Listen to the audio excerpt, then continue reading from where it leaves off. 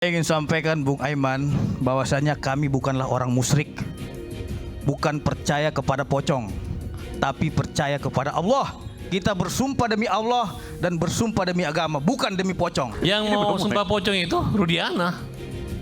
Di konferensi pers di Cirebon bersama Hotman Paris, dia bersumpah pocong siap. Kamu percaya kata bahwa dia disiksa dengan minum air kencing? Ya saya juga di situ Pak. Saya di situ sama disiksa Pak. Minum air kencing. Saya minum satu gelas, satu gelas, semuanya satu gelas Pak. Apakah benar disiksa makanya mau ngaku? Tidak ada.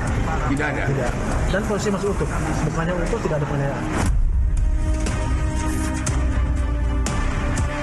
Pukul 10 masih teleponan dengan Vina, betul? Ya. Widi punya bukti jam 10 itu ada percakapan itu? Dua-dua lewat Nino itu dia SMS mengajak Widi main. Widi nolak, dikarenakan dibahas sama pacarnya Widi. Selang beberapa detik, terus dia nelpon biasa.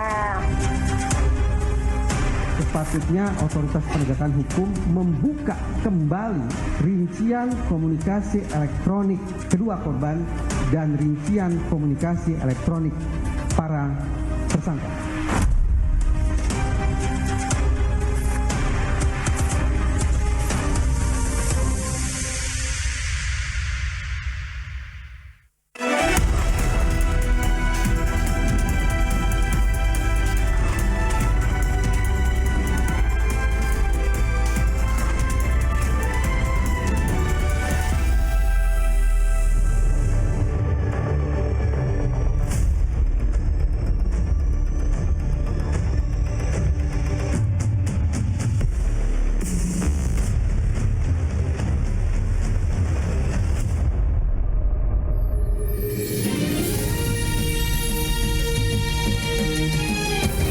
Disiarkan langsung dari studio MNC Conference Hall iNews Tower Jakarta.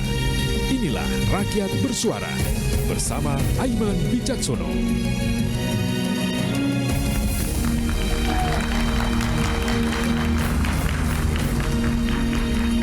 Selamat malam. Sers mengatakan bahwa episode ini adalah episode terakhir. Kita memainkan topik kasus Eki dan Vina. Setidaknya dalam beberapa waktu ke depan. Kami, Rakyat Bersuara, segenap kerabat kerjanya, terus menghadirkan selama 11 pekan tanpa henti untuk mengawal kebenaran. Apa yang sesungguhnya terjadi? Apa yang terjadi pada kasus Vina, kematian Eki, dan benarkah kasus ini telah diadili dengan benar atau sebaliknya sesat? Tapi kami tidak akan pernah diam. Kami akan terus bersuara untuk mengatakan kebenaran, mengawal perjalanan setiap kasus yang menjadi perhatian dan membutuhkan nurani untuk menjawabnya. Saya Aiman Wicaksono, inilah Rakyat Bersuara.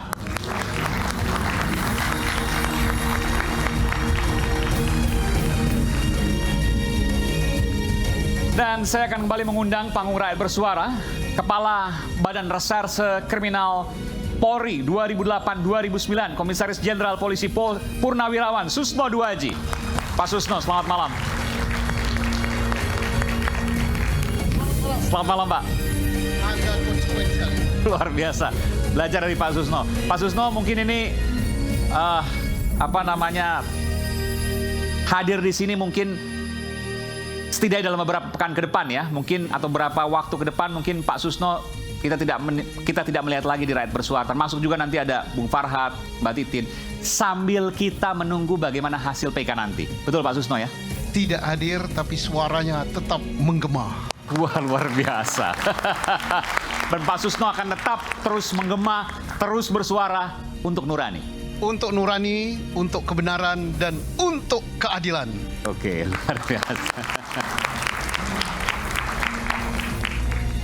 Selanjutnya saya juga panggilkan ya, penasehat Kepala Kepolisian Republik Indonesia, Inspektur Jenderal Polisi Purnawirawan Arianto Sutadi.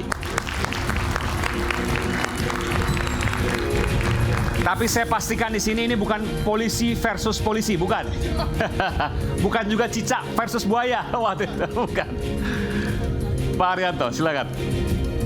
Di tengah, Pak. Jadi saya cukup terkejut waktu rekan-rekan saya di Rakyat Bersuara mengatakan bahwa Pak Susno sudah oke. Pak Arianto bagaimana? Saya pikir apa mau Pak Arianto kemudian berhadapan dengan Pak Susno? Ternyata di telepon dihubungi Pak Arianto langsung mengatakan iya. Kenapa Pak? Boleh tanyakan Pak? Boleh saya bertanya? Nggak agak, kan biasa agak sensitif. Polisi versus polisi dan kebetulan berseberangan. Saya diundang ke sini senang karena saya bisa menyampaikan apa-apa yang perlu saya sampaikan pada masyarakat dari persepsi saya. Ketika diundang sini kemudian adik itu ngomong, Pak, tapi nanti Pak Susno hadir. Ya nggak apa-apa lah, ngapain? Luar biasa. Saya nggak apa-apa. Beliau kan sama mempunyai pendapat sendiri, saya punya pendapat sendiri. Toh selama ini juga tidak pernah berantem, kita bertentangan nggak pernah. Oke. Dan inilah demokrasi yang ada di Rakyat Bersuara. Luar biasa. Dan kemudian judul pada hari ini, sebenarnya saya terinspirasi pada sosok yang satu ini. Ia adalah ahli yang turut memberikan pemaparan di sidang peninjauan kembali Saka Tatal, yakni psikolog forensik Bung Reza Indragiri. Bung Reza, selamat malam. Sebelah mana Bung Reza? Ya, terima kasih. Oh, sebelah sini, Bung Reza. Dan Bung Reza yang pertama kali mengatakan bahwa kalau kasus Vina mau terbuka, salah, benar, sesat, sudah pada tempatnya, on the track dan lain sebagainya, maka buka percakapan di handphone. Betul? Bukan hanya betul. Saya membayangkan boleh jadi bukti-bukti lain boleh tanda petik dikesampingkan, tapi sepanjang ada bukti yang satu ini, yaitu bukti komunikasi elektronik, maka narasi tentang Cirebon 2016 akan berubah, nasib para terpidana akan berbalik arah. Sebentar, jadi Anda sudah menyimpulkan nih, akan berubah dan berbalik arah. Perkiraan saya demikian. Seandainya otoritas penegakan hukum secara legowo mau membuka serinci-rincinya, sehingga kita peroleh informasi tentang siapa berkomunikasi dengan siapa, tentang apa, pada jam, menit, detik keberapa. Walaupun percakapan itu belum diubah, belum dibuka, kenapa Anda yakin bahwa hasilnya pasti akan berubah dari yang selama ini kita ketahui? Pertama, karena sudah ada sosok saksi yang bernama Widi dan Mega. Oke. Itu satu. Yang kedua, karena saya sudah membaca berkas, sudah berbicara dengan sekian banyak pihak, saya semakin bertanya-tanya, benarkah pada jam 22 atau 22.30 ketika disebut-sebut bahwa jasad korban ditemukan di jembatan, benarkah sebelum itu sudah terjadi penganiayaan, perkosaan massal, pembunuhan, dan pemindahan jasad ke sekian banyak tempat? Hitung-hitungan di atas kertas, dengan merunut alur waktu sedemikian rupa, pemikiran saya mustahil terjadi tindakan sedemikian keji terhadap kedua korban. Saya garis bawahi, mustahil, tidak mungkin. Dari mana teorinya, dari mana logikanya, nanti kita akan kupas. Kita berikan tangan untuk Bung Reza. Jika minggu lalu hadir virtual karena sedang dalam perjalanan setelah sidang PK Saka Tatal, kali ini kembali hadir secara langsung pengacara Saka Tatal, Bung Farhad Abbas. Dan Bung Farhad ini adalah narasumber terlapor, betul ya? Terlapor. Oke. Jadi nggak apa-apa karena ini terlapor kebetulan di iNews juga, betul Bung Farhad ya? Di pernyataan Anda di iNews waktu itu diinterupsi dan Anda terlapor karena juga saat membahas kasus ini, nggak ada masalah tuh. Kita nggak takut. Nggak takut, mau 1000 yang lapor itu nggak takut selama membela kebenaran. Oke. Dan saya tekankan lagi sebelum kita diskusi, kita hari ini mengirimkan surat menantang Rudiana untuk sumpah pocong. Sumpah pocong? Ya. Maksudnya? Dia bersumpah bahwa dia tidak melakukan penganiayaan dan yang bunuh itu adalah anaknya, bukan anaknya. Dia Pada dia tidak, konferensi pertama pers. ada dua hal ya. Ia bersumpah bahwa ia tidak melakukan penganiayaan, Bahwa yang- penyiksaan terhadap para tersangka waktu itu. Iya. Yang kedua, Anaknya itu sebenarnya yang menuduh itu bukan anaknya, saya nggak tahu. Dia katanya yang mati itu adalah anaknya. Dia siap sumpah pocong.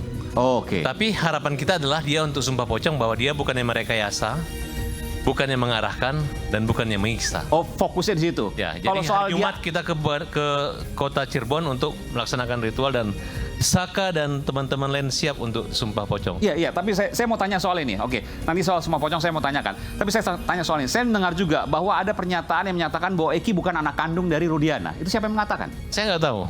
Kalau itu kita udah pastikan itu anaknya dia. Oh, Anda pastikan itu anaknya dia. Dan sumpah pocongnya itu terkait dengan bahwa dia tidak melakukan penganiayaan, penyiksaan maupun rekayasa dalam kasus ini. Harusnya begitu. Dan Anda meyakini bahwa Rudiana melakukan itu? Rudiana tidak akan berani sumpah pocong. Dia hanya gertak aja. Karena? Ya karena memang apa yang disaksikan oleh korban-korban terpidana dan saksi-saksi lainnya, bahwa Rudiana lah yang mengarahkan dan Rudiana lah yang menyiksanya. Dan sumpah pocong setahu saya itu ada diatur di KUHP baru, betul ya? Wah, itu Sebagai hukum adat maksud saya. dari dulu udah ada sumpah. Jadi namanya ya sumpah itu ya itu merupakan satu keyakinan hakim aja untuk menerima. Dan Anda kalau seandainya memang seperti itu, nanti kebetulan ada pengacara dari Pak Rudiana, ada Bung Pitra di sini, nanti saya akan panggilkan. Sekalian dengan pengacara Rudiana juga ikut sumpah pocong juga sekalian. Oke. Bahwa mereka bukan punya niat untuk menutupi kan? Jadi sumpah pocong itu digunakan kain kafan seperti pocong begitu ya? Ya kalau ekstrimnya seperti itu, tapi menurut saya yang penting dia ke masjid dan dia bersumpah jika dia berbohong, kalau jangan diberi kesembuhan jika dia sakit, dan jangan diberi kehidupan kalau hidupnya hanya berbohong saja. Dan Anda meyakini bahwa Rudiana tidak akan berani soal itu? Tidak akan berani. Oke, baik. Nanti kita akan buktikan soal pernyataan Anda. Kemudian pengacara 6 terpidana kasus pembunuhan Vina dan Eki, Bung Jutek Bongso. Oke. Terima kasih, Jutek. Sebelah sini. 6 terpidana, ya. Ini juga akan melakukan PK juga. Ada rencana nanti. Ya, dalam waktu dekat. Oke. Ya, mudah-mudahan minggu depan kami sudah daftarkan PK itu. Oh ya, langsung? Iya. Padahal belum tahu ini hasilnya apa. Kami sudah mengumpulkan 3 alat bukti novum, kehilafan hakim, dan juga hal yang saling bertentangan di dalam putusan. 3-tiganya kami dapatkan. Ini luar biasa. Tanpa menunggu keputusan MA, Mahkamah Agung, atas PK Saka Tatal, 6 terpidana kasus Vina yakin bahwa akan mengajukan PK dan akan menang. Yakin? Setelah kami menganalisa dari novum, dari putusan, dari perkembangan yang ada, maka kami meyakini tanpa menunggu itu putusan proses hukum yang sedang berjalan LP yang kami laporkan di Mabes Polri ataupun terhadap putusan PK oleh Saka Tatal, maka kami yakin dengan novum, dengan hal-hal yang kami hadirkan, kami akan buktikan bahwa para terpidana yang saat ini mendekam di penjara tidak bersalah. 6 orang ya? Karena kami kuasa 6 orang, dari 7 ada 1 yang tidak kami itu? pegang, Sudirman. Oh, Sudirman beda ya? Ya, Sudirman tidak kami menjadi kuasa hukumnya. Selain Sudirman, maka 6 kami akan mengajukan PK. Saya tidak tahu Sudirman, karena sampai saat ini pun orang tuanya adalah klien kami, memberikan kuasa kepada kami. Tapi sampai hari ini, detik saya duduk di sini, saya pun sebagai kuasa dari orang tuanya untuk bertemu dengan Sudirman, sampai hari ini kami belum dapat bertemu. Baik, baik. Kita tunggu nanti PK-nya, pengajuannya pekan depan ya. Harinya belum tahu. Belum tahu. Oke, kita tunggu nanti. Ya, terima kasih. Baik. Kemudian last but not least, pengacara Inspektur 1 Polisi Rudiana dan juga AEP, Bung Pitra Romadoni. Saya terkesima dengan mawarnya Bung Pitra. Boleh diceritakan apa arti mawar Anda? luar biasa ini. Mutar luar biasa ini. Oh, silakan pakai mic Bung Pitra. Jadi ceritakan dulu soal mawarnya itu, mawar merah. Bung Aiman, mawar merah ini adalah lambang keteguhan hati. Oke. Sekali kita membela orang, selamanya akan kita bela. Yang dibela bukan tentang kebenaran ataupun kesalahan, tapi hak-hak dia untuk mendapatkan hukum yang adil dan mempunyai kepastian hukum yang sesuai dengan ketentuan hukum kita. Anda adalah pengacara dari Ibtu Rudiana, betul ya? Dan tadi disampaikan, Ibtu Rudiana tidak akan berani sumpah pocong untuk mengatakan bahwa dia tidak melakukan penyiksaan terhadap para tersangka pada 2016 lalu. Dan dia juga tidak melakukan cawe-cawe, tidak melakukan rekayasa terkait dengan kasus ini. Bung Farhad mengatakan nggak akan berani. Bayangan saya karena kesannya adalah bahwa Pak Ibtu Rudiana melakukan apa yang disampaikan tadi. Bagaimana tanggapan Anda? Saya ingin sampaikan Bung Aiman, bahwasanya kami bukanlah orang musyrik, bukan percaya kepada pocong, tapi percaya kepada Allah. Kita bersumpah demi Allah dan bersumpah demi agama, bukan demi pocong. Seperti itu. Itu jawaban saya. Oh, maaf Bang Iman. Yang mau sumpah pocong itu Rudiana. Di konferensi pers di Cirebon bersama Hotman Paris, dia bersumpah pocong, siap. Jadi kita tantang, kita kirim surat resmi untuk melaksanakan niat dan jadi jangan Rudiana mau sumpah pocong terus pengacaranya saya sudah bilang itu pocong, sampaikan terkait dengan sumpah pocong itu tidak ada. Yang ada sumpah demi Allah, itu yang ada. Dan di pengadilan juga tidak ada sumpah pocong, tapi sumpah berdasarkan keyakinan dia. Agama Kristen sesuai dengan agama Kristen, agama Islam sesuai dengan agama Kristen di bawah Al-Quran. Seperti itu. Jadi kalau dibilang sumpah pocong, itu saya bilang klien saya no. Seperti itu. Jadi sudah dikoreksi maksudnya. Takut untuk, ya, takut. Untuk agama, untuk agama. Udah takut itu. Bukan takut, untuk agama dan demi Allah, ya beliau bersedia saja. Oke. Dan itu ya disampaikan di muka persidangan, bukan untuk trial beda. Dan apa yang ditudingan tadi bahwa Rudiana melakukan penyiksaan, Rudiana melakukan rekayasa dalam kasus ini, semuanya itu bohong. Iya. Itu bohong. Ya. Oke, baik. Nanti kita akan buktikan apa yang kemudian disampaikan, bagaimana kemudian data-data yang bisa disampaikan. Ada juga Bu Titin di sini. Selamat malam Bu Titin. Ada juga Saka. Selamat malam Saka. Terima kasih telah hadir Rakyat Bersuara. Dan Aldi, Rivaldi, betul ya? Oke, baik. Dan ada beberapa teman Saka juga di sana. Baik, kita akan simak dulu informasi yang satu ini. Berikut ini, pemirsa. Sidang peninjauan kembali Saka Tatal di Pengadilan Negeri Jawa Barat rampung. 9 saksi dan 7 ahli telah memberikan kesaksian dan pemaparan. Saat bersaksi, Rivaldi, sepupu Saka menyatakan dirinya bersama terpidana lain disiksa oleh anggota polisi termasuk ayah Eki, Ibtu Rudiana. Percaya kata Saka Tatal bahwa dia disiksa dikasih minum air kencing. Iya saya juga di situ Pak. Saya di situ sama disiksa Pak. Minum air kencing. Saya minum 1 gelas, Saka 1 gelas, semuanya 1 gelas Pak. Namun Ibtu Rudiana membantah pernyataan bahwa dirinya menyiksa para terpidana saat pemeriksaan. Disiksa Pak? Tidak ada Pak. Karena Itu katanya disiksa, digoreng atau diapa? Saya menyerahkan ke reskrim, posisi masih itu dan kami foto Pak. Ada dokumentasi. Bisa saya proses. Para pelakunya ini loh. Para pelaku benar disiksa makanya mau ngaku? Tidak ada. Tidak ada? Tidak. Dan posisi masih utuh. Bukannya utuh, tidak ada penganiayaan. Kesaksian lain, 2 teman Vina, yakni Mega dan Widya, mengaku masih berkomunikasi dengan Vina di jam 10 malam di malam kejadian. Pukul 10 masih teleponan dengan Vina, betul? Ya. Pukul 2 lewat berapa? 5-an. Pukul 22, sekitar pukul 22 lewat 5, ajak main. Setelah itu kaget dong. Tiba-tiba di hari itu ditemukan meninggal. Jadi pas ngajak main itu selang berapa sih Pak? Jadi dalam hitungan detik dia langsung nelpon biasa aja. Sementara saksi lain yakni Suroto mengaku menemukan Vina dan Eki terkapar di Jembatan Talun di malam kejadian 27 Agustus 2016 pukul 22.15 waktu Indonesia Barat. Pukul berapa Pak Suroto ketemu Vina? 22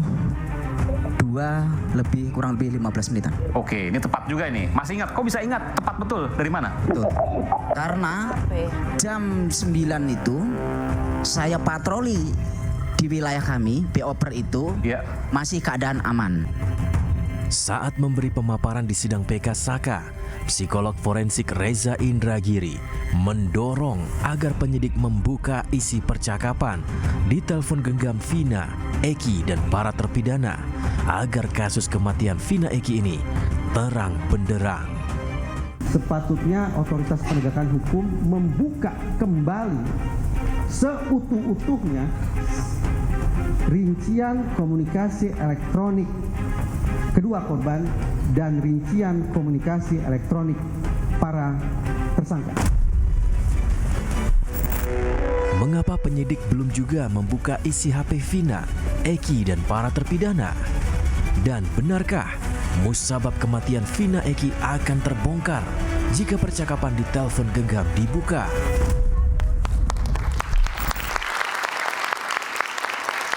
Ini adalah episode terakhir sebelum nanti beberapa waktu ke depan kita tidak akan membahas final lagi. Tapi hari ini adalah hari yang terlengkap karena juga semua hadir di sini, termasuk juga Saka Tatal, Bu Titin juga. Tapi saya ingin jeda terlebih dahulu. Isu hangat kadang bikin penat, apalagi kalau kita tidak bisa mencerna dengan cermat. Jangan lupa secangkir kopi hangat yang nikmat untuk menemani kebersamaan dalam program Rakyat Bersuara bersama saya Aiman Wicaksono. Kita akan segera kembali.